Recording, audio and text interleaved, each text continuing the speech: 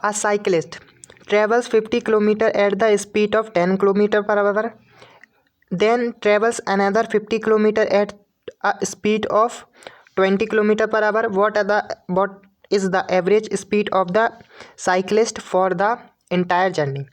ठीक है, तो पहले 15 किलोमीटर वो 10 किलोमीटर पर आवर स्पीड से चलता है और दूसरे 15 किलोमीटर वो 20 किलोमीटर पर आवर की स्पीड से चलता है। तो टोटल चल कितना रहा?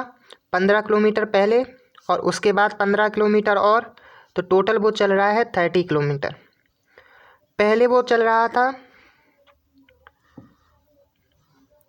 10 किलोमीटर पर आवर से और उसके बाद वो अगली 15 किलोमीटर वो चला 20 किलोमीटर पर आवर से। ठीक है, तो एवरेज स्पीड निकालना है। तो एवरेज स्पीड के लिए हमें करना होगा टोटल किलोमीटर यानी टोटल डिस्टेंस कहेंगे जिसे हम, अपॉन टोटल टाइम। तो यहाँ पे हमें टाइम तो दिया नहीं गया है, तो टाइम हमें निकालना पड़ेगा डिस्टेंस और स्पीड से। फॉर्मूला होता है स्पीड बराबर डिस्टेंस अपॉन टाइम। यहाँ से हम टाइम का फॉर्मूला निकालेंगे तो वो हो जाएगा डिस्टेंस अपॉन स्पीड। तो यहाँ से हम डिस्टेंस अपॉन स्पीड करेंगे तो इस वाले का टाइम कितना निकलेगा? 15/10। तो काट लीजिए तो ये हो जाएगा 3/2 आवर। जब इसका टाइम निकालेंगे तो 15/20 होगा। तो इस वाले का टी कितना निकल आएगा? 5 से काटेंगे तो 3/4। तो 2 टाइम निकल गए। तो टोटल टाइम करने के लिए हम क्या करेंगे?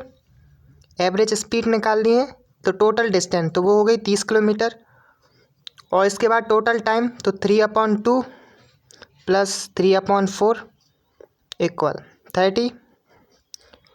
तो ये हो जाएगा 3 कॉमन लेके 1/2 प्लस 1/4। तो ये पूरा हमारा बन जाएगा 30/3 3/4। ठीक है, जब 3/4 होगा तो ये टोटल बन के हो जाएगा 3/1 और एक इसके नीचे 1 मान लेंगे और ये 3 × 3 9/4। इसका मल्टीपल इसमें और इसका मल्टीपल इसमें। तो ये कितना हो जाएगा? इसको ऊपर ले जाते हैं, लिखते हैं। तो ये 30 का मल्टीपल 4 में तो 120 और 1 का मल्टीपल 9 में तो 9।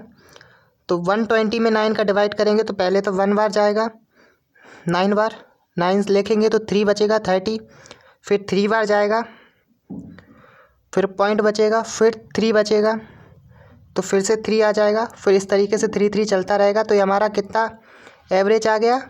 स्पीड आ गई 13.33 किलोमीटर पर आवर। तो ऑप्शन नंबर डी हमारा सही होगा।